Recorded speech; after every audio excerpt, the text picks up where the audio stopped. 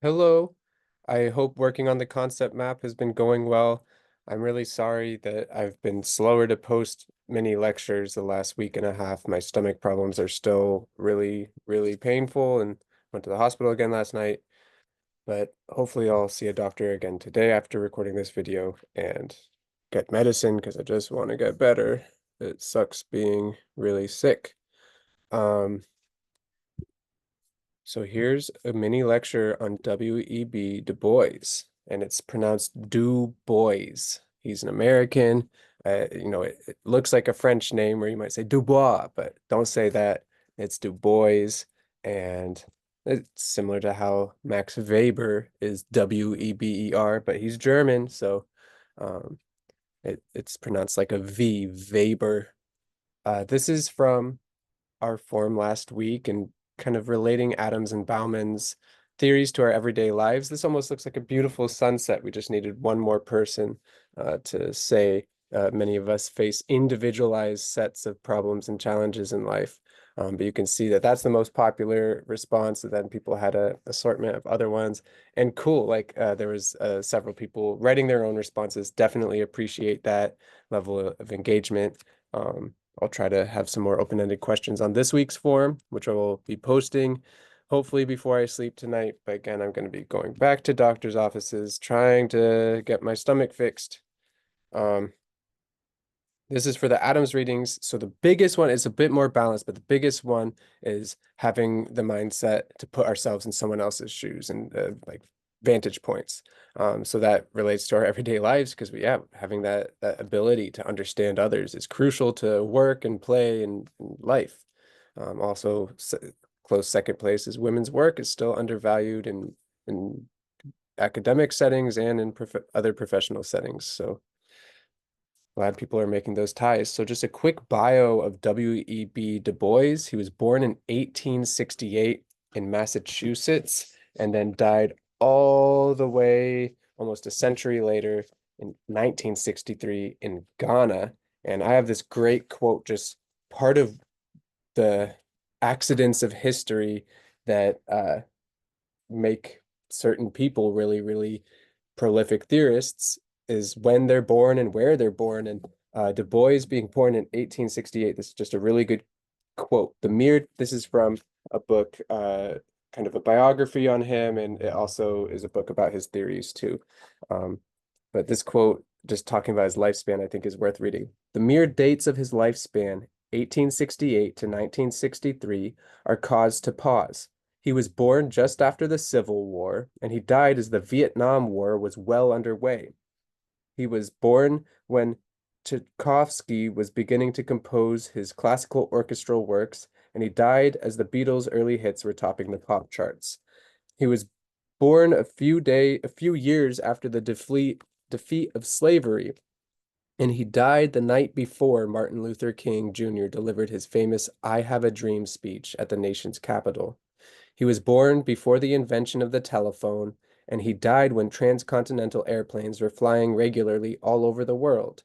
He was born before the invention of the light bulb, and he died at a time when astronauts were orbiting the Earth in space.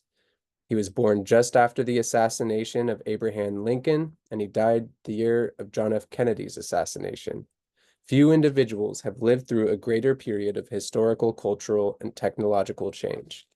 Um, and he was a theorist really paying attention to lots of this change. So, similar to Weber, he was kind of this excellent student in school, considered a child prodigy.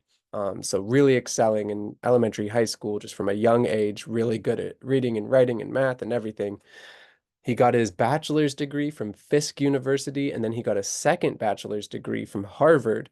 Then he studied in grad school. He went to the University of Berlin, which is the same as Max Weber, and 1 year at Harvard to finish a PhD from Harvard in 1892. He was a poet, activist, and scientist, and taught sociology at several schools. And he started the Atlanta School, which is really important in the history of sociology because It's where lots and lots of research on racial relations started to emerge.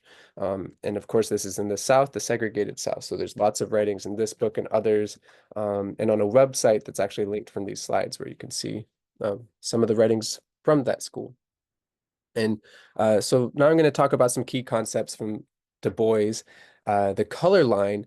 So he has this famous quote saying the color line is the problem of the 20th century. And he's referring to this formal and informal segregation and inequality between African Americans and whites in America. And of course, there's other races, but as an African American, he is kind of focusing on these race relations in the South in America, and it's formal and legal segregation and inequality, informal in terms of social norms and customs, and also this psychological, almost internalized inequality, which Frantz Fanon later, like half a century later, really explored in his theories. So if you take a contemporary sociological theory class, you might learn about Frantz Fanon. And yeah, this is one of many, many, many quotes that could kind of elucidate uh, Du Bois and his concept of the color line, and it's more poetic. So you could see that there. You can look at the slides and read it yourself. I have lots of quotes in this slideshow. Uh, so probably his most famous concept is double consciousness, and this is about African Americans needing to juggle between two sometimes conflicting identities. So there's this American identity on one hand, where uh, African Americans, Black people want to have full opportunity to live a good life in America and feel like a real American. And then there's this Black identity where, for centuries, due to the material and legal uh, setup of slavery and then segregation, the Black identity is separate from America in its idealized form, especially in Du Bois's time. And he terms this caste restrictions. So it's really not not an equal circumstance, as you well know. Uh, and this double consciousness gives African Americans, Du Bois theorized, this kind of feeling of being torn into two, wanting to celebrate being Black, but also wanting to celebrate being an American citizen too, and this African American identity being carved out with these conflicting messages of, oh, America values white people more, but I want to be a full American too. And there's yeah, a lot of interactions that can be positive or negative, building one's life experiences and their own personal identities. So there's this simultaneous experience of being an insider and being an outsider. And he writes, it is a peculiar sensation, this double consciousness, this sense of always looking at oneself through the eyes of others, of measuring one's soul by the tape of a world that looks on in amused contempt and pity whenever feels his two-ness, an American, an African American, two souls, two thoughts, two unreconciled strivings, two warring ideals in one dark body whose dogged strength alone keeps it from being torn asunder. And there's another paragraph as well that I included there for folks to look at. The veil is kind of part of the double consciousness concept, and it's important because African Americans, Du Bois is theorizing, have this understanding of they understand these mainstream American ideals, but white Americans are limited to just these mainstream American ideals, and they see any African Americans they know as just African American people in their American society, and they themselves, these white folks, like see uh, themselves as conforming to American ideals and are not too privy, not too aware of the experiences of African Americans and this two-ness, this double consciousness that we talked about on the previous slide. So the veil is kind of Black Americans living behind this. Imagine a veil like a kind of like a curtain, where African Americans can be aware of this two-ness, this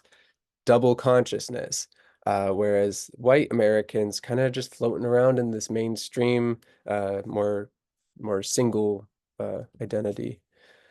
And this is one of my favorite quotes from Du Bois, and I think it ties into some of the theories we've been talking about earlier in this class, so I'll go ahead and read it. And he's talking about churches and schools at first, but then talking about just freedom in life and this idea of what real freedom looks like. So again, he's concerned about these ideals of what it means to be an American, and he's similar to Jane Addams, one of the American theorists that we're learning about. Oftentimes in classical sociological classes, it's a lot of Europeans that people pay attention to. But here's the quote.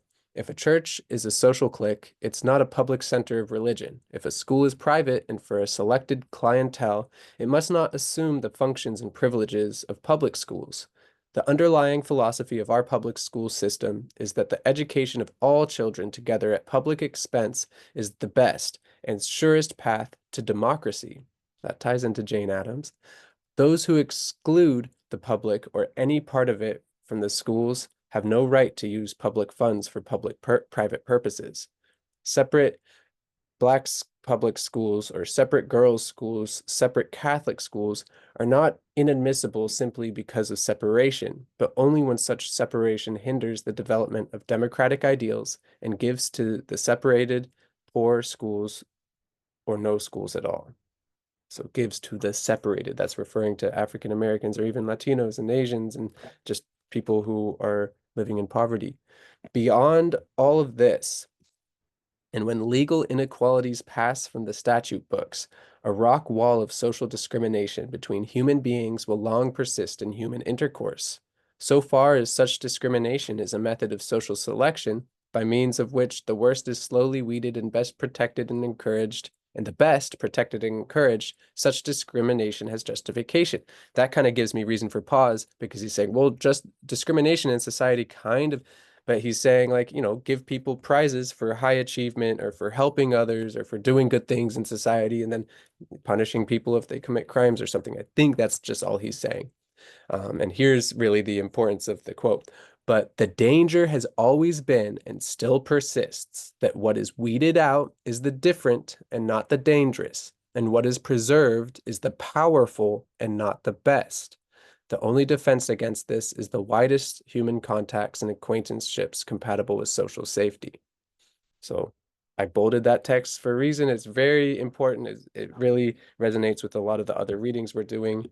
Um, and then he ends this quote with, so far as human friendship and intermingling are based on broad and Catholic reasoning and ignore petty and inconsequential prejudices, the happier will be the individual and the richer the general social life. In this realm lies the general freedom toward which the soul of man has always striven, the right to be different, to be individual, and pursue personal aims and ideals. Here lies the real answer to the leveling compulsions and equalitarianisms of that democracy which first provides food, shelter, and organized security for man. So this is really, I think it connects freedom and security, which is, of course, a chapter and just a recurring theme in the individualized society, which we are reading. And like I mentioned, in terms of Du Bois's biography, and I kind of skip past parts of it, you'll see there's more information in the slide. But he did evolve politically a little bit. And sometimes he was more of just like a moderate reformer that he advocated for. But towards the end of his life, he really became more radical and was more socialist and wanted to give people more security via guarantees and rights and infrastructure in their life, like having the guarantee to get good housing and food and that kind of stuff that makes people have a sense of security in life. Even if you have to hop between jobs, at least you get the basic needs met. And that's all. Thank you so much for listening to this short video. I'll write our quiz momentarily, the Google form I'm working on too. And I hope you're working on your concept maps and that it's fun and interesting to think about. If you haven't started, then here's some more food for thought to consider including in your concept map. But of course, I'm hoping mostly just for you to include ideas and concepts from your own life and then connect that to Jane Addams and Zygmunt Bauman. So really excited to see the work you do in that. And of course, it's just either on a computer graphic or on a paper that you take a picture of. It's just writing. It doesn't include a lot of words or explanations. The words and explanations might come later in Google Forms a little bit, but no wrong answers. I'm just curious what people are thinking and hoping that you're really learning something from these readings. I'm sorry that I'm a sick instructor right now. I'm doing my best to get better so that I can do as much as possible to finish this class strong the last few weeks. Thank you so much for watching this. If you are watching this, the view counts are sadly kind of low, but maybe some people will just watch a tiny bit and it doesn't count as a view. But yay. All right. Thank you for being here.